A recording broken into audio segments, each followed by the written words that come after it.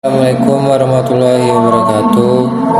Izin Ibu dosen, saya Muhammad Adi Baikal dengan NIM 24086160. Saya di sini akan mempresentasikan judul bisnis plan kita, yaitu dari kelompok 6, yaitu Kreasiku Studio. Yaitu Kreasiku Studio ini menggunakan konsep yaitu di craft experience, pottery, canvas painting, resin art. Di craft experience itu adalah singkatan dari do it yourself, artinya pelanggan membuat karya sendiri secara langsung. Jadi bisnis ini bukan toko yang menjual barang, tetapi tempat di mana pelanggan datang membuat karya sendiri, menikmati proses kreatif, lalu membawa pulang hasilnya. Yang kedua itu ada latar belakang. Yang pertama itu ada trans experience ekonomi semakin berkembang. Maksudnya sekarang orang lebih suka menghabiskan uang untuk pengalaman, aktivitas, hiburan daripada hanya membeli barang. Contoh, dulu orang beli baju, sekarang orang juga rela bayar untuk workshop, konser, kafe, estetik, painting class, pottery class, karena pengalaman dianggap lebih seru, bisa jadi kenangan, bisa diposting di media sosial. Yang kedua ada masyarakat mencari hiburan kreatif dan estetik. Itu artinya orang sekarang suka tempat yang nyaman, bagus untuk foto, bisa healing dan menghasilkan sesuatu. Contohnya orang lebih tertarik ke painting cafe, workshop keramik, art studio daripada hiburan biasa. Yang ketiga ada studio DIY craft di Padang masih terbatas. Ini menunjukkan adanya gap pasar, artinya permintaan ada tetapi pesaing masih sedikit. Ini bagus untuk peluang bisnis karena pasar belum terlalu penuh, kemungkinan yang berkembang lebih besar. Yang keempat ada peluang besar untuk usaha kreatif berbasis pengalaman. Kesimpulan ini adalah usaha ini dianggap punya potensi karena tren sudah naik, target pasar banyak, kompetitor sedikit. Lanjut ke visi dan misi. Yaitu ada visi, yaitu menjadi studio kreasi termuka di Sumatera Barat yang menghadirkan pengalaman berkarya yang menyenangkan dan berkesan. Visi adalah tujuan jangka panjang perusahaan, artinya Kreasiku Studio ingin menjadi studio craft terkenal, terbaik, paling terkenal di Sumatera Barat. Tidak hanya membuat kerajinan, tetapi tempat yang memberi pengalaman yang menyenangkan. Untuk misi adalah langkah-langkah untuk mencapai visi. Yang pertama ada menyediakan ruang kreatif yang nyaman, artinya tempat dibuat nyaman, estetik, aman, bikin pelanggan betah. Karena bisnis seperti ini bergantung pada suasana.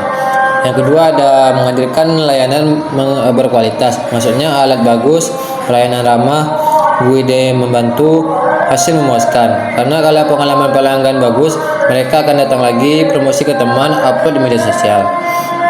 Yang ketiga ada mengembangkan kecintaan terhadap seni.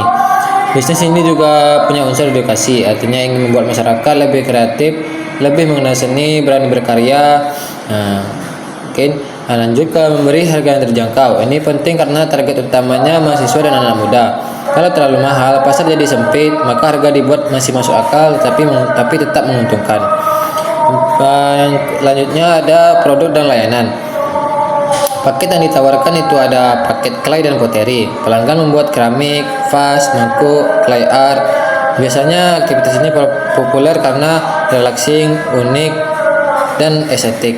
Yang kedua ada paket canvas painting. Pelanggan melukis di atas kanvas, cocok untuk pemula, pasangan, teman nongkrong. Yang ketiga ada paket resin art. Resin art adalah seni menggunakan cairan resin untuk membuat gantungan kunci, hiasan, poster, dekorasi. Keempat ada paket couple atau grup. Paket khusus atau yaitu ada pasangan, sahabat, komunitas. Biasanya dibuat lebih murah dalam bentuk paket. Tujuannya agar orang datang berkelompok. Keunggulan layanan. Semua alat dan bahan disediakan. Pelanggan tidak perlu membeli cat, kuas, clay, resin, dan lain-lain. Ini mempermudah pelanggan untuk melakukan kesenian ini. Didampingi craft guide. Ada tutor yang membantu pelanggan. Ini penting karena banyak pelanggan pemula. Hasil karya boleh dibawa pulang. Ini membuat pelanggan merasa puas, punya kenang-kenangan, bangga dengan hasil sendiri. Yang kelima ada target pasar, target konsumen, yaitu ada mahasiswa usia 18 sampai 25 tahun. Ini target utama karena suka nongkrong, suka tempat estetik, aktif di media sosial. Yang kedua ada remaja dan pelajar SMA. Karena generasi muda suka aktivitas kreatif, tempat hits, kegiatan baru. Yang ketiga ada pasangan muda dan keluarga. Karena studio ini cocok untuk quality time, dating, family activity. Yang keempat ada komunitas dan grup sosial. Komunitas kampus, organisasi, geng pertemanan, mereka bisa booking bersama.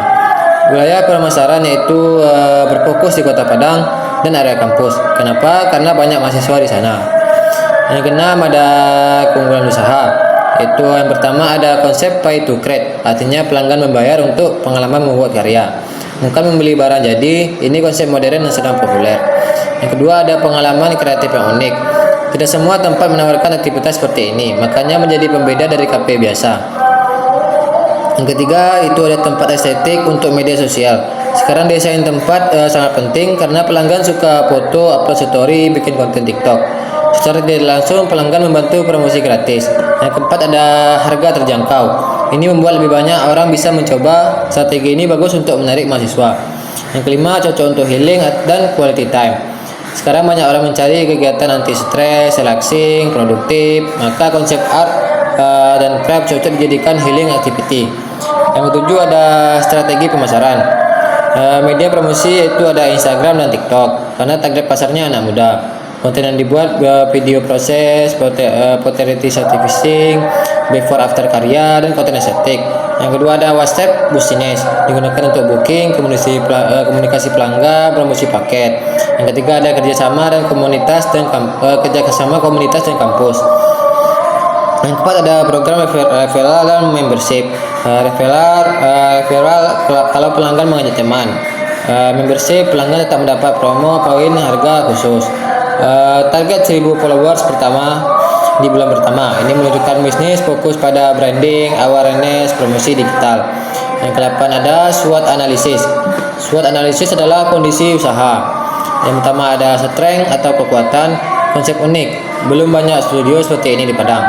Harga terjangkau, lebih mudah menarik pelanggan. Yang kedua ada weakness atau kelemahan. Modal terbatas karena usaha kreatif membutuhkan alat, dekorasi, bahan. Brand awareness rendah karena bisnis masih baru dan belum dikenal. Yang ketiga ada opportunities atau peluang. Tren kreatif ekonomi kreatif meningkat. Masyarakat makin tertarik pada industri kreatif. Target pasar mahasiswa besar. Padang punya banyak mahasiswa, ini pasar potensial. Yang kelima ada threats atau ancaman.